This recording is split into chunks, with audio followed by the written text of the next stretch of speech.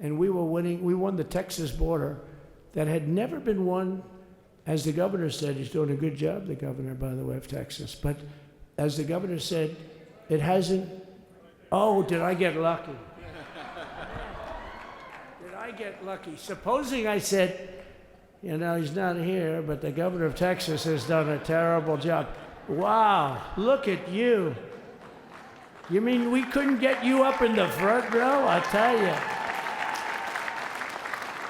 Supposing I said, JD, the governor of Texas, is not doing his job. You heard what I said. See, I didn't know you were there. I said he's doing a great job. He's doing a phenomenal job. But now you're going to have a partner that's going to work with you, because you didn't have, not only didn't he have a partner, he had people selling the wall, right? We have a fence structure that we worked on, the governor worked on with me, and I didn't love it, to be honest with you. I wanted a nice precast concrete, 40, 50 feet high, like a beautiful, could have been a T-shape, Y-shape. I love construction. I wanted that sucker to go up maybe 50, 60 feet. It would have looked beautiful, a nice Y shape. And they said, the problem is, sir, they climbed that like a rabbit. I said, what do you mean? No way. And they brought some of these guys out. They climbed it like... And the other thing is you hit it with acid and the thing will disintegrate. They have things for concrete. So they needed very hardened steel, very special steel. And then they needed 7,000-pound concrete inside that steel, inside that steel. And then they have a rebar that's the toughest steel made. Very hard to cut. So this is why very little is cut. I mean, it's right. And then they put a anti-climb panel on top. I hated it. I said, it's so unattractive. And I said, why would that work? I don't believe it works. And I went to watch. The Border Patrol gave a display. We had actually two sets of climbers. The guys that climb up walls with drugs on their back, I mean, they got like 60, 70 pounds of drug, and they go as fast as you can walk. They go bip, bip, bip. Or we have Mount Everest type climbers. And honestly, the drug guys were much better. I couldn't believe it. The drug guys blew them away, right? But it's true, the anti-climb panel, they couldn't get around it. They just couldn't. You didn't have it. So sometimes you sacrifice beauty for efficiency. And we did. So we built this wall, and we built over 500 miles of wall. That's why we had such good numbers. The famous chart that came down, very thankfully, the chart that came down on my right, Governor, had I not looked over there, I'm not speaking right now. You might be speaking here. You want to know the truth? You, JD, you've got a lot of great people in this party, but I got very lucky, but we had the best numbers we've ever had. But I bought, what happens is when you fill it up, it's like water. You fill it up. Now we have 571 miles of wall.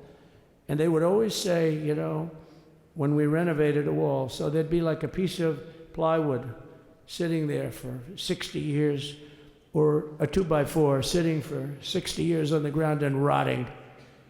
Because, and they'll say, you didn't build a new wall. Here we're building 50 feet up in the air, 30 feet sections, 50-foot sections, all steel, all concrete, all everything. And all, by the way, they don't even want me to say this, but what the hell, doesn't take that long time. They're all wired for all of the equipment. We put wires in everything so they can easily wire for all the different types of equipment. And if there's a doubt, we have to wire. Whenever we just look, you just find the wires all over the place up top, so we can just hook it up. We don't have to have wires on the outside, which wouldn't do too well, right?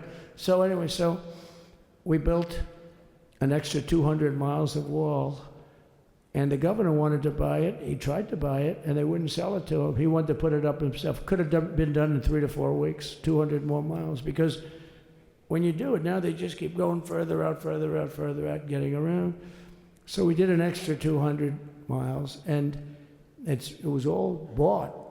And they announced that they're not going to put it up. And that's when I realized they wanted open borders, and that's when I realized that people are going to come pouring through the wall like nobody's ever seen before. But you've seen it. A lot of you are here because of that. I made it my number one issue. They all said inflation was the number one issue. I said I disagree. I think people coming into our country from prisons and from mental institutions is a bigger issue for the people that I know. And I made it my number one. I talked about inflation too, but how many times can you say that an apple has doubled in cost?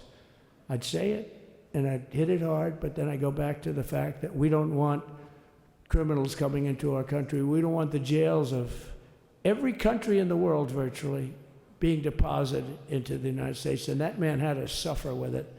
And he did an unbelievable job. I'll tell you, he was a very popular governor, but now he's like an unbeatable governor because of your border policies. He was fantastic. And he really was. So. Governor Abbott is he's a great man, great leader. And but it did make him very more. Did you do it? You didn't do that for politics. You did it because you wanted to do the right thing. But I'll tell you, it sure as hell worked for politics too. It's self-preservation. That's right.